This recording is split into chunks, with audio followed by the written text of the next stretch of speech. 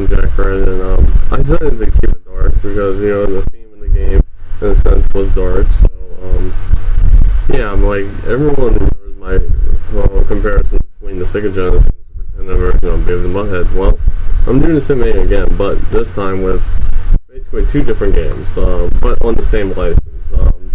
The Pirates of Dark Water. Now, it's based on a cartoon that I remember seeing as a kid, and I got the game. Now, it's a good thing I got the better out of the two when I grew up, so I got a lot of respect for the Sega Genesis one.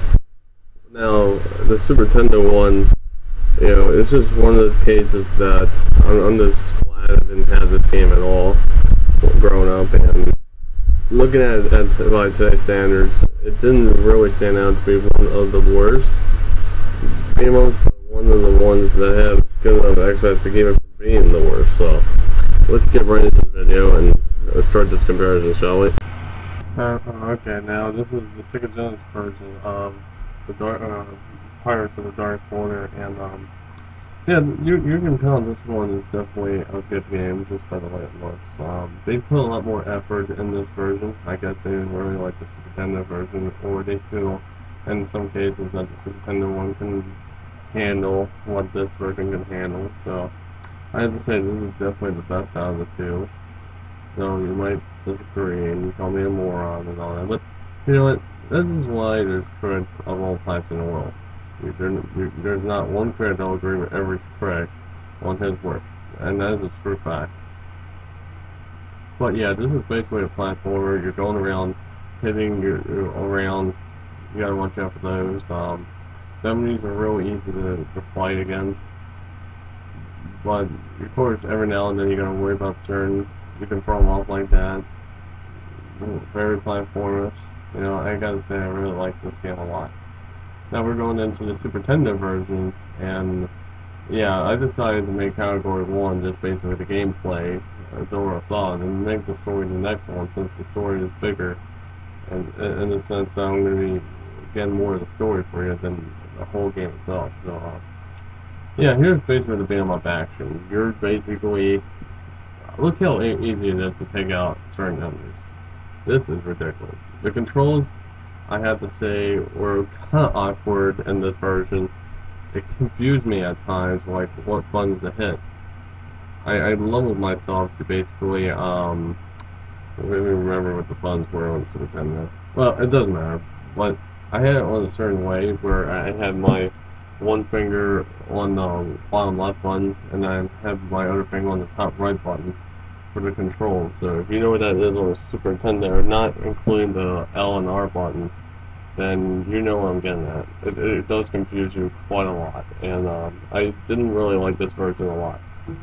But I have to say, though, that this version, kind of disappoints me because I expected a little more than just a beat 'em up on this. I mean, it was better just being a platformer, like it was in the Sega Genesis, but having it as a beat 'em up, I can see why not a lot of people talk about this version. I really can. It's just disappointing. Now I'm going to give you a good summary of the Sega Genesis story. Basically, his father is on the edge of dying. He basically wants to get control of the Dark Water. Very similar to the Super Nintendo one, but here's what I like about this one. It actually introduces you to each character as well, so it just throws that in there, and you're just like amazed. I mean, look at the animation. I mean, that right there tells you they put a lot of time and effort to make this good. However, like all good things, they just screw it up in some areas, but this one, I don't notice a lot of screw-ups. This is a lot like the cartoon, from what I remembered, and yeah, they did a good job with the story. I gotta say, this one's definitely a game you want to get. Like, if you're a big fan of the Sega Genesis, please try this one out. You would love it. It is fun. It is addicting. It has almost every little thing you want for a pirate game based on a cartoon. Not trying to confuse you with a Pirates of the Caribbean cartoon, if there is one, but it's pretty decent. I mean, I like everything in the Sega Genesis version from what I've seen, and a lot of the experiences I had playing the game. I just pretty much figured out the controls real easy. It's one of those. It's also one of those cases that when it comes down to it, which game has the best control in this case, which version, then you know which one you can play. But they also give you more information about the characters in this one, so you basically have an idea how each person is different from the rest. And yeah, it just really pulls you into the story. You're just like, wow, this is amazing, and it's just awesome. I usually play as that guy because he seems to me to be the coolest character. Though Ren is the leader, so I like his sword better than Ren's, and I gotta say that this guy is more of a pirate than all of them put together, so I kind of like that aspect. But it's one of those cartoons in a lot of people's minds that if you've seen it, it just won't go away. I am surprised that it only wind up having 21 episodes, but it's fine. It is. Now here's the story in the Super Nintendo version. Very similar, but the plot will be a little different. You're not going to start searching one town. It's basically like, it doesn't tell you where the game really starts. It just tells you, it actually shows you the main villain. It lets you know that once again your father's on the edge of dying, but this time he has escaped from him. And yeah, basically this one doesn't introduce the character, so it's pretty much like if you see a character's name up, it's like, oh, here he is and stuff. And if you haven't seen the cartoon, it's basically like, who the hell are these guys? It's just like, wow. I mean, right there, that's half-assed. It just doesn't really show you much. And the graphics on this one, it's okay for a Super Nintendo game, but here, it's coming right near where it starts disappointing me. Look at that. They could have made that better. I mean, Sega Genesis one was closer to the cartoon than this one. It kind of disappoints the hell out of me because I was a big fan of the cartoon at the time when I was a kid, watching it every time it came on. And yeah, this was actually the thing to get me into Pirates, believe it or not.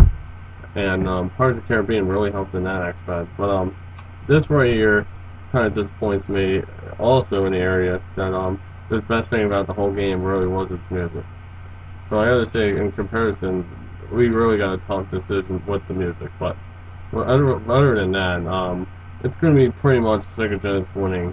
So the music, I'm going to find out for you one day which one is really better. Make a video about it, putting all the music of both versions against each other. But if I ever do that, I will let you all know. But it might take me a while to get to actually obtain all these music. So I don't think it will come on so easy.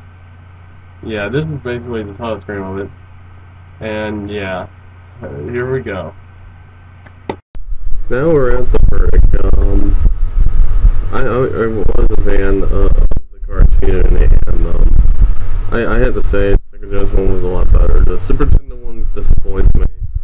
I mean, it's just one of those cases that you play these games on one console that you find out that the other one on the other console is either better or worse. This is what we're going under the category that the Super Nintendo one sucks ass.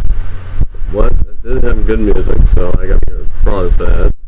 And I also gotta give props for being on. But being a platformer, having really good music, really good design, and all that, just made the Sega Genesis one a much playable game. So I'm Jack, I'll be in this video, and I'll see you all later.